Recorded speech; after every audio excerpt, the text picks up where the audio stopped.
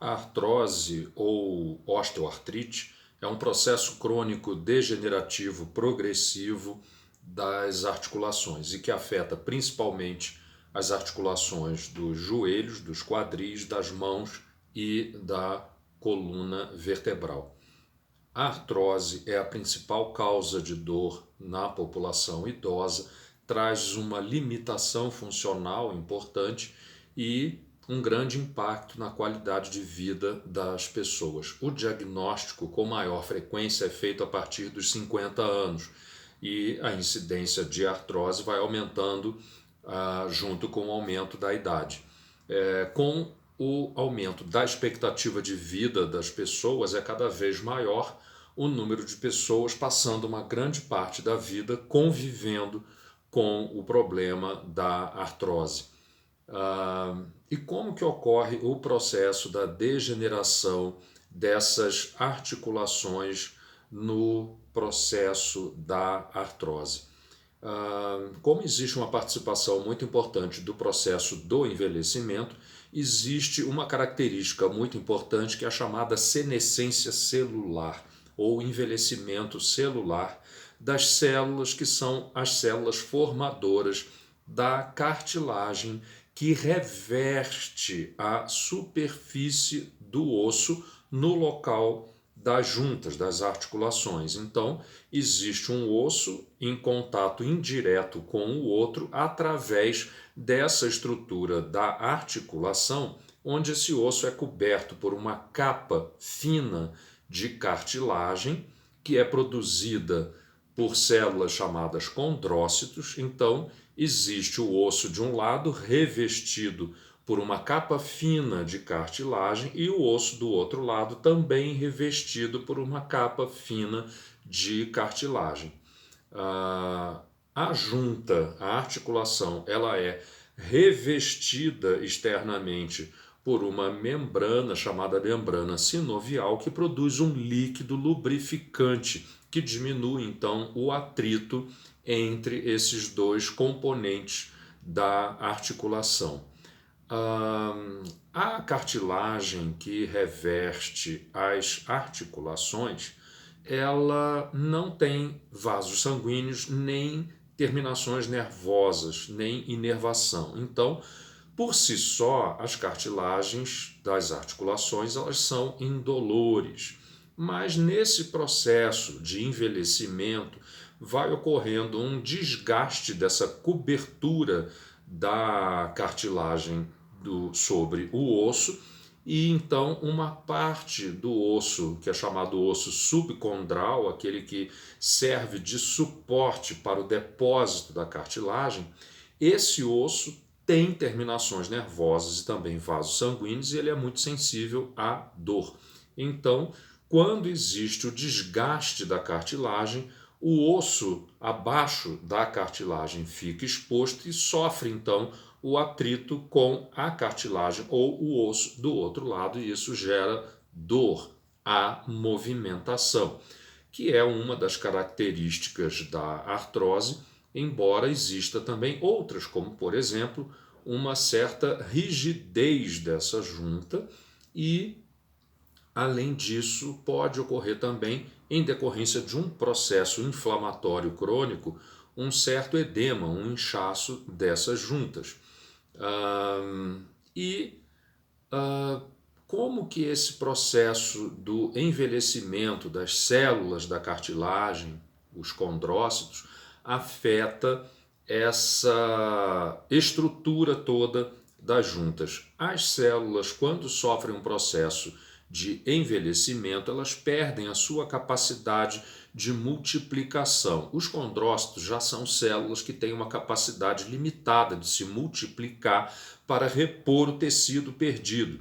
Os condrócitos que estão ali dentro dessa estrutura da cartilagem, eles ficam presos dentro de um material extracelular que é produzido pelas próprias células, os condrócitos, e que constitui esse material fino que compõe a cartilagem. É uma estrutura muito lisa e que contém uma grande quantidade de água na sua composição. e é chamado então, esse material fora dos condrócitos é chamado de matriz extracelular. Então, os condrócitos no processo de envelhecimento perdem a capacidade de se multiplicar para substituir eventuais perdas de tecido, desgaste da cartilagem da articulação, mas além disso, as células envelhecidas, as células senescentes, elas têm capacidade de produzir substâncias inflamatórias.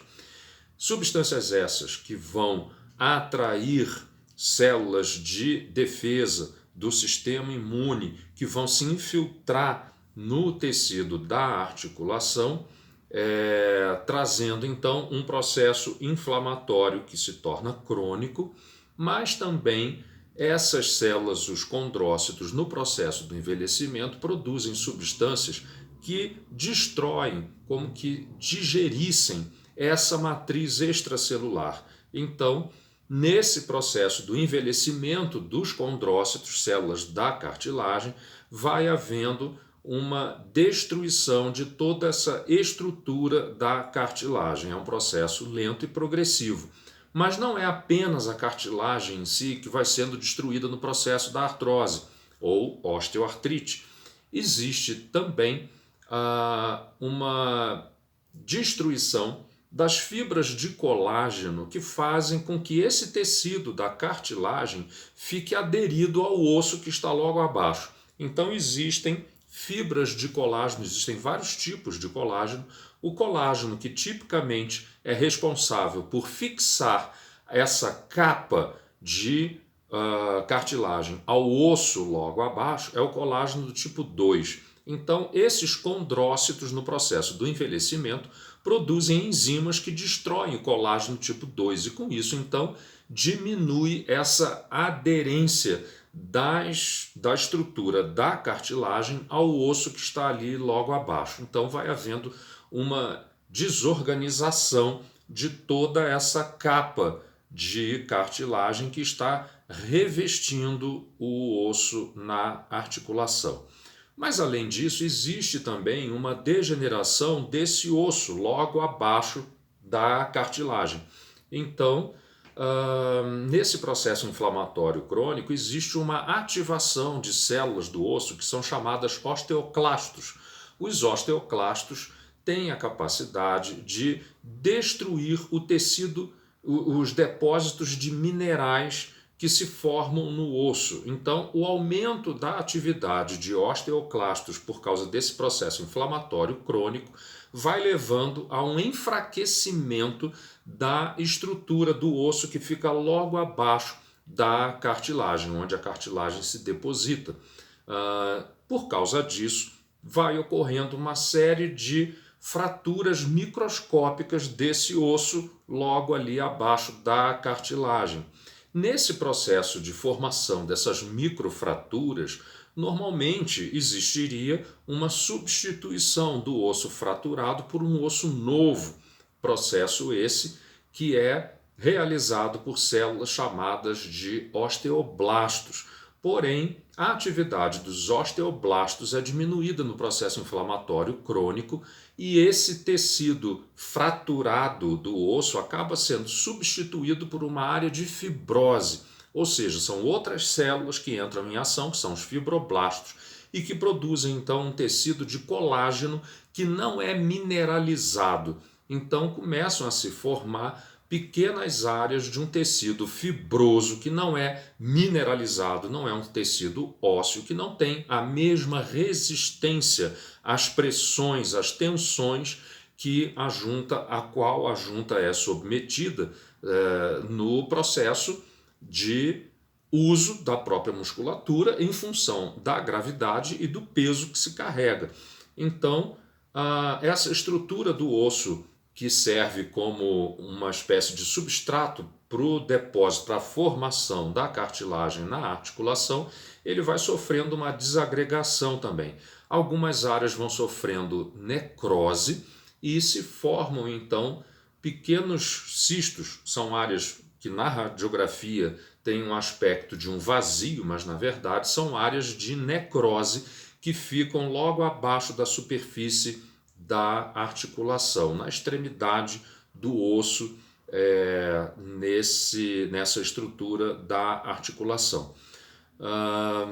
E um outro mecanismo que também está envolvido nesse processo de degeneração da artrose, da osteoartrite, é uma ossificação patológica e que ocorre em várias estruturas. Então existe um depósito de cristais de cálcio na própria matriz extracelular, ou seja, os condrócitos, as células da cartilagem, começam a depositar cristais de cálcio no meio dessa matriz extracelular, que normalmente é muito rica em água, e essa matriz extracelular, o próprio tecido da cartilagem, vai sofrendo um processo de calcificação, de endurecimento, e com isso também vai aumentando a possibilidade de ocorrer atrito entre as duas cartilagens nesse contato,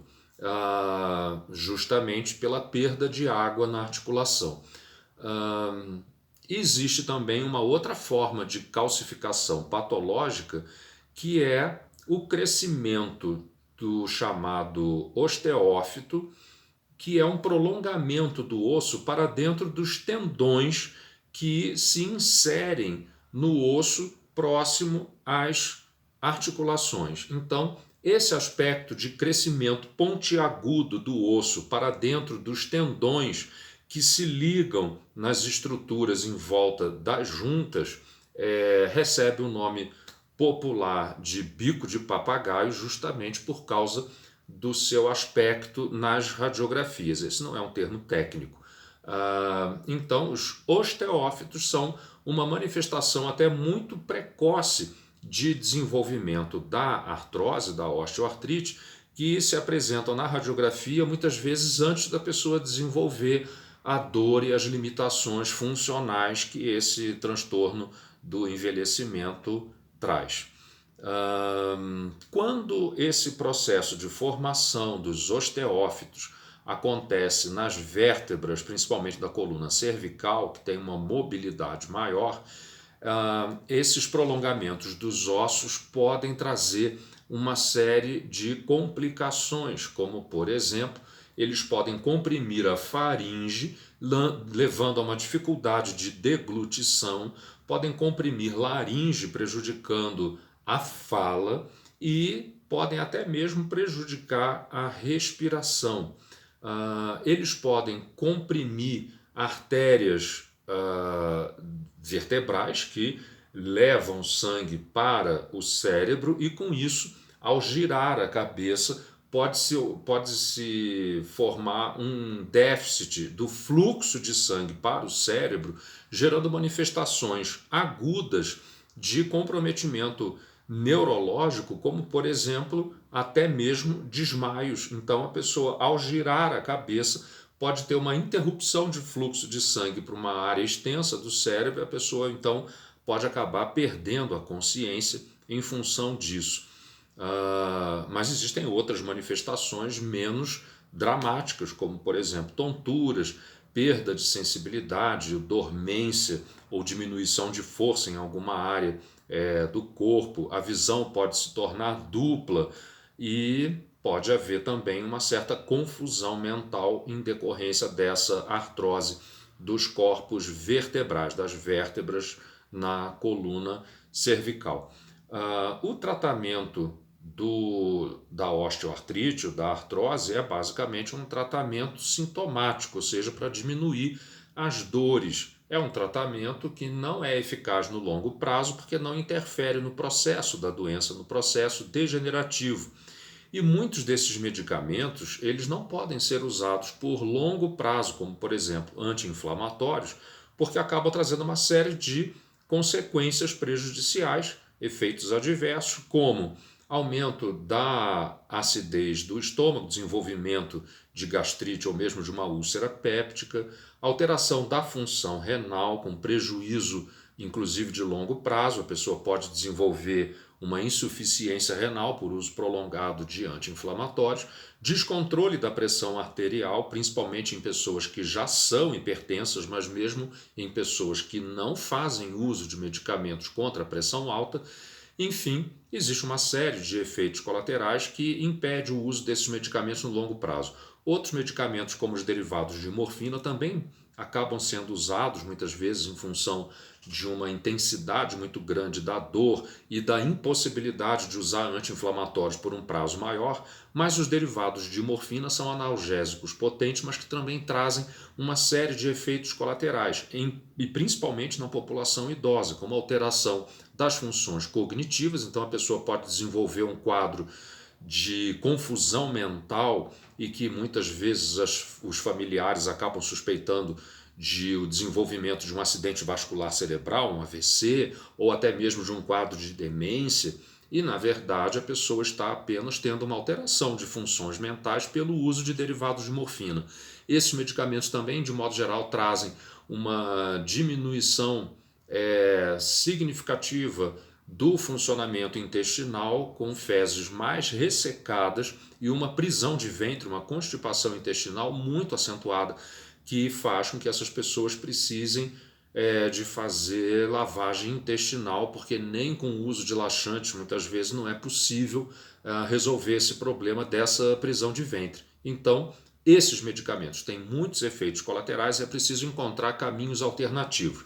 E muitas das vezes, quando se analisa então todo esse processo celular e molecular que está relacionado com o desenvolvimento da artrose, a partir daí é possível elaborar uma série de estratégias que são baseadas em uma série de evidências dessas pesquisas todas que vêm sendo feitas ao longo dos últimos anos, e muitas das vezes a gente consegue um resultado bastante razoável com esses tratamentos baseados nessas evidências. Mas um fato que é muito interessante é a gente prestar atenção nos fatores de risco para o desenvolvimento da artrose. As pessoas têm uma ideia de que isso faz parte do processo de envelhecimento e que é simplesmente decorrente do aumento da idade. Mas vários outros fatores, além do aumento da idade, estão relacionados com o desenvolvimento de artrose. Sabe-se que existe um componente genético nessa questão, nessa doença, e que tem um peso aí de 30% a 60% da incidência de artrose. Mas existem outras características, como, por exemplo, as características das próprias articulações no indivíduo. Então, algumas pessoas têm determinados ângulos da perna, ângulo do joelho, que favorecem, por exemplo, o desenvolvimento da artrose. Então, existe uma distribuição anormal de carga, de peso, em função do ângulo das articulações, de modo que existe um desgaste maior de um lado da junta, da articulação, do que no outro, e esse desgaste acaba levando ao desenvolvimento da artrose nessa articulação. O sexo feminino também é mais afetado e isso está relacionado com a menopausa. Então, na menopausa, com a falta dos hormônios sexuais femininos, vai havendo uma diminuição do estímulo para a sobrevivência dos condrócitos, as células da cartilagem, assim como existe também um aumento da perda mineral óssea nos ossos ali junto da cartilagem, que compõe a articulação. Então, como os homens também têm um declínio dos hormônios sexuais ao longo do envelhecimento, mas esse declínio não é total e é muito mais lento. Então, por esse fator hormonal, as mulheres são mais afetadas do que os homens nessa questão do desenvolvimento de artrose. A presença de outras doenças crônicas que afetam as articulações, doenças inflamatórias, também aumenta as chances de desenvolver a artrose, como é o caso da artrite reumatoide. Mas existem outras doenças que são consideradas alterações cardiometabólicas que aumentam muito a chance do indivíduo desenvolver artrose, como, por exemplo, a hipertensão arterial, diabetes tipo 2, a obesidade, o aumento de colesterol no sangue. Então, o aumento do colesterol ruim no sangue, o LDL, é diretamente proporcional à gravidade dos sintomas de artrose nos indivíduos. A dieta rica em colesterol é um fator de risco para artrose, assim como a alimentação rica em gorduras saturadas, de onde se encontra mais gordura saturada nos alimentos de origem animal. A prática intensa de esportes também está relacionada com o desenvolvimento de artrose, assim como o trabalho físico pesado. Existe uma outra questão que é um suposto fator étnico, que é a população negra, mas não se sabe ao certo se o aumento do risco de desenvolver artrose na população negra é um fator genético ou se seria decorrente de um percentual maior de pessoas negras envolvidas em serviços braçais, por exemplo, uma questão que é social e não genética. E existe um outro fator interessante também, que é a elevação do ácido úrico no sangue. Quanto maior o ácido úrico no sangue, maior é a gravidade dos sintomas da artrose. E isso é significativo para pessoas que têm ácido úrico acima de 6,8 miligramas por decilitro. Então, é muito importante nas pessoas que têm um fator de risco ou que já estão desenvolvendo um problema de artrose, atuar em cima de todos esses fatores de risco para tentar diminuir a chance do problema se agravar cada vez mais com o tempo. Para aqueles que tiveram interesse em acompanhar. Até aqui, muito obrigado.